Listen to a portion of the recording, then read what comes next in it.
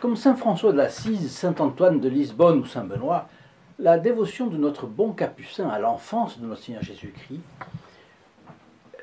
nous a valu des épisodes que nous allons découvrir dans la vidéo d'aujourd'hui. Et pour commencer, le futur Padre Pio aimait dans son enfance témoigner sa dévotion envers la Bienheureuse Vierge et disait plusieurs chapelets chaque jour.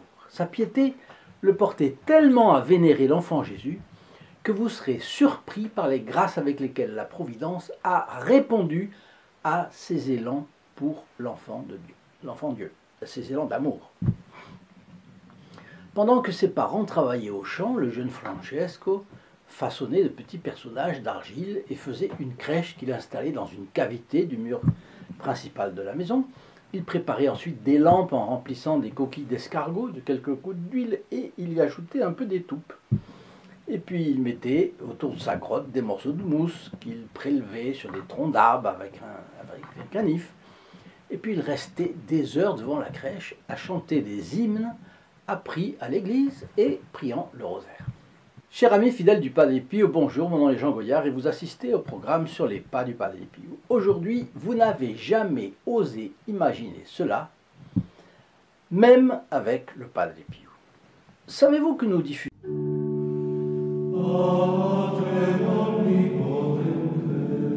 gratuitement quelques objets capables d'aider la vie spirituelle? Photos du Padre Pio, chapelets, livrets pour aider à la confession. Nous pouvons le faire gratuitement grâce à la générosité du groupe des protégés du Padre Pio. Et pour cela, je vous incite à voir le lien ci-dessous dans la description. La mission du Padre Pio étant d'arracher les âmes aux griffes du diable, notre objectif est d'abord d'amener sa présence consolatrice dans votre foyer. Pour recevoir cette photo gratuite et franco de port pour vous ou pour un de vos proches, il suffit de téléphoner au 08 05 36 08 47, appel gratuit depuis la France métropolitaine, coût d'un appel local depuis les Dom-Tom et depuis le Canada, composez le 1 844 398 88 67.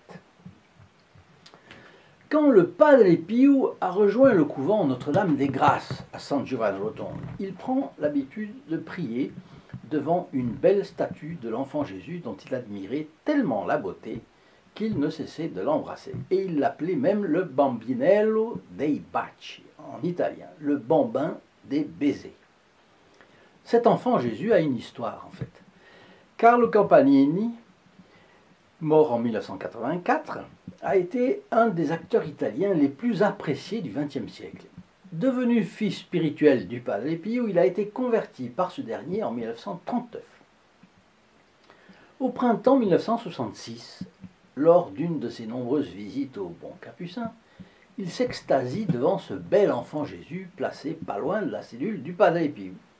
C'est une statue en bois de 60 cm de haut, sculptée d'une seule pièce par une main anonyme mais très artiste. Vous allez le voir dans la photographie que je vais vous mettre là. Vêtu d'une tunique couleur crème qui tombe jusqu'aux pieds, l'enfant Jésus bénit de sa dextre et tient son Sacré-Cœur dans la main gauche. C'est très intéressant, vous allez voir pourquoi. L'histoire est la suivante. Campanini représente au Padre que cet enfant Jésus mériterait la dévotion de beaucoup plus de fidèles que dans les limites du couvent. Il propose au Padre de l'emporter à Rome. Il faut dire que c'est assez osé. Mais le Padre Pio n'hésite pas une seconde à faire le sacrifice de s'en séparer et confie l'enfant Jésus à Carlo Campanini. Je ne sais pas si Carlo Campanini s'est rendu compte du sacrifice qu'il demandait à notre bon capucin. Mais en tout cas, depuis cette époque, la famille de Carlo Campanini en a la garde. Et pendant le temps de Noël, la statue est exposée à Rome dans l'église San Salvatore in Lauro. Et effectivement, donc, il y a une énorme dévotion pour ce Bambinello dei Baci, dans cette église de San Salvatore in Lauro à Rome. Alors, trois événements signalent, au-delà de cela, l'intimité du Padre Pio avec l'enfant Jésus. D'abord, entre octobre et le 7 décembre 1911, donc octobre, novembre ou décembre, le Padre Pio réside au couvent San Nicandro à Venafro, dans la province d'Isernia. Et c'est là que le Padre Pio a une extase. L'enfant Jésus lui apparaît, et nous le savons par son père spirituel de l'époque, le père Agostino, à San Marco in Labis, qui ne précise pas la date exacte, mais c'est autour du mois de novembre 1911, donc un petit peu avant, un petit peu après. Dans cette extase, il y a une particularité. L'enfant Jésus apparaît au Padre Pio avec les 5 plaies glorieuses de la crucifixion. Sur ses mains, ses pieds et son côté. Et avec le recul, on note que c'est 7 ans avant que le Padre Pio ne reçoive les stigmates de la Passion. Le 20 septembre 1918. On est en 1911, vous voyez. Et c'est un signe donc, c'est un signe avant-coureur du grand plan de Dieu sur le Padre Pio. Les chroniqueurs n'ont pas été surpris par ce signe, parce que pour notre bon capucin, contempler le mystère de Noël, c'était voir l'enfant Jésus à la lumière du mystère pascal de la passion, de la mort et de la résurrection de Jésus-Christ. Et oui, parce que l'incarnation ne se comprend que par son aboutissement, qui est la passion. Alors je reviens un instant au groupe des protégés du Padre Pio dont je vous ai parlé. Ce sont des fidèles de notre chaîne qui rendent possible la production de ces vidéos et je les en remercie une fois de plus, ici chaleureusement. Chacun, tous et chacun en particulier. Pour mieux les connaître, je vous invite à cliquer sur le lien affiché sous la vidéo, ici en bas, www.st-padre-pio.fr, et à vous laisser guider. Vous y verrez l'apostolat que réalisent les protégés du Padre Pio et les bénéfices spirituels qu'ils reçoivent. Plus simple encore, composez un des numéros de téléphone déjà mentionnés, qui s'affiche encore sur l'écran, et notre secrétariat répondra à vos questions. Deuxième Fioletti, apparition de l'enfant Jésus au Padre Pio. Eh bien, cette deuxième apparition est documentée cette fois-ci par le père Raffaele à Sant'Elia à Pianisi, dans son manuscrit Brève note sur la vie du Padre Pio et mon long séjour avec lui. Le Padre Raffaele raconte: après 8 ans de vie militaire, j'ai dû poursuivre mes études de théologie et me préparer à l'ordination sacerdotale. Je dormais dans une cellule étroite, presque en face de la cellule numéro 5, alors celle du Padre Pio. Et la nuit du 19 au 20 septembre 1919, j'ai eu du mal à m'endormir, jusqu'à ce que, à minuit, je sois réveillé en sursaut. Le couloir était plongé dans une obscurité juste dissipée par la petite lumière d'une lampe à huile.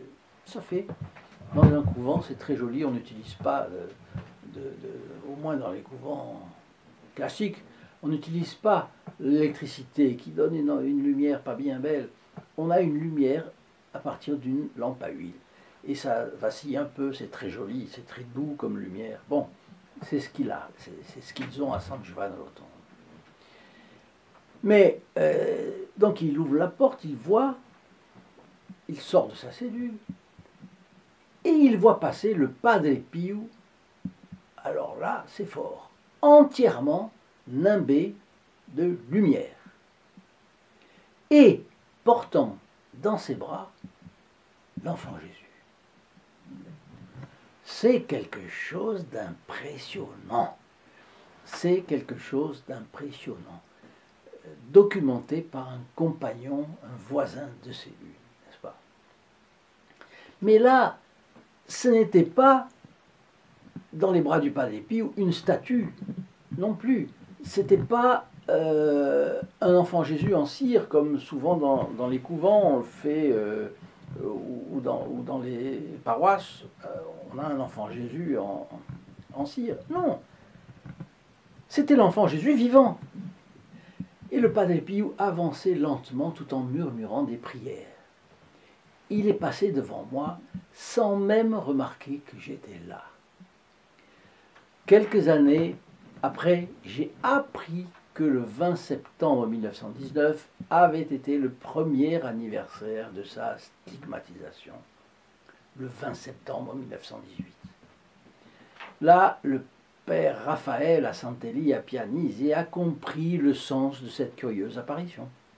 Cette coïncidence avec l'anniversaire de la stigmatisation du Padre Pio renvoie une fois de plus au mystère du salut qui a toujours marqué le Padre Pio. À Noël, vous et moi, nous nous réjouissons de l'incarnation du Messie. Mais nous n'oublions pas pour autant que ce même enfant Jésus, siège de l'innocence et de la sagesse, va grandir, va souffrir sa passion pour nos péchés, sera crucifié, mourra et sera enseveli avant de ressusciter, bien sûr, comme il l'avait prédit. Et c'est ce que la piété de certains artistes ont explicité en peignant, vous le savez, l'enfant Jésus couché dans la mangeoire, mais tenant les bras en croix, préavis de ce qui se passera 33 ans après. Maintenant, je vais vous raconter le troisième Fioletti d'aujourd'hui, parce que vous voyez que ce n'était pas un Fioletti, même c'est 4 dans la, si on compte le petit fait avec Carlo Campanini. Je vais vous raconter le troisième Fioletti d'aujourd'hui, parce qu'on ne peut pas les dissocier les uns des autres, et ça ferait trop long. Ça ferait bizarre si je vous faisais ça dans une autre vidéo. Auparavant, laissez-moi vous demander de partager nos vidéos. Il y en a plus de 500 dans la chaîne. Chaque fois que vous en partagez une, vous recevez pour vous, les vôtres et vos défunts, les grâces obtenues par la messe, célébrée pour nous le vendredi à midi. Mais les personnes qui reçoivent la vidéo par ce moyen sont également incluses dans les intentions de cette messe. En plus, ajoutez votre like, n'oubliez pas d'aller sur le site www.st-padre-pio.fr pour suivre nos actions et connaître le groupe des protégés du Padre Pio. Si vous avez des commentaires, n'hésitez pas à me les laisser. Donc le troisième Fioletti est le suivant. Lucia Ladanza est une fille spirituelle du Padre Pio et elle raconte le plus stupéfiant des 3 épisodes de la vie du Padre Pio en rapport avec sa dévotion pour l'enfant Jésus. Cela se passe le 24 décembre 1922. Et c'est au cours de la veillée de Noël. Donc. Les portes du sanctuaire sont ouvertes pour les cérémonies de Noël et on a coutume d'apporter un brasello pour réchauffer les plus frigorifiés. Je peux vous dire, San Giovanni Rotondo, j'y ai été, c'était l'hiver, un vent glacial. Il n'y a rien qui fait obstacle au vent, alors avec le froid du 24 décembre, plus le vent, vous imaginez ce que ça devait être. Lucia et 3 autres femmes ont voulu se joindre aux laïcs qui passeraient la veillée en compagnie du Padre Pio. Il fait très froid. Comme de coutume, des frères apportent un brasello de la sacristie et allument le feu. Vous savez que le brasello, c'est un instrument qui chauffe beaucoup, et qui permet de chauffer sur un rayon où beaucoup de monde peuvent se tenir. Tout le monde attend minuit autour du brasello pour assister à la messe que le Padre Pio va célébrer. Les autres femmes se sont endormies. Elles sont assises certainement et elles sont endormies. Tandis que Lucia, elle, continue à prier le rosaire. Et vous allez voir qu'elle va être récompensée. Parce que elle aperçoit le Padre Pio en train de descendre l'escalier intérieur de la sacristie. Ça, parce qu'il y a une fenêtre, donc on le voit. Et elle le voit se tenir près de cette fenêtre. Mais soudain, le Padre Pio apparaît comme enveloppé d'un halo de lumière. Et il tient dans ses bras l'enfant Jésus. Comme le 20 septembre 1919, où le père Raphaël à Santelli à Pianisi avait été témoin de la proximité entre l'enfant Jésus et le Padre Pio, puisqu'il l'avait vu dans ses bras. Et là, Lucia dit que le visage du Padre Pio était absolument rayonnant, transformé. Quand la vision disparaît, le padre Pio note que Lucia est réveillée. Elle était dans une position où elle pouvait parfaitement le voir. Alors il fait un peu plus attention et il voit surtout qu'elle le regarde avec stupéfaction. Alors il s'approche d'elle et il lui demande « Lucia, qu'as-tu vu ?» Réponse de Lucia. « Père, j'ai tout vu !» Alors le padre Pio lui a alors sévèrement demandé de n'en rien dire à personne. Pourquoi? Parce qu'il ne voulait pas que ça s'ébruite. Il y avait déjà suffisamment de miracles comme ça pour en rajouter un et qui allait faire de la mousse autour. Et le padre Pio, ce qu'il n'aimait pas, évidemment, c'était la mousse. Chers amis fidèles du Padre Pio, je vous souhaite une très bonne journée et je vous dis à la prochaine fois. Au revoir. In nome del Padre, del Figliolo e dello Spirito Santo, e così sia. Sia lodato Gesù e Maria, e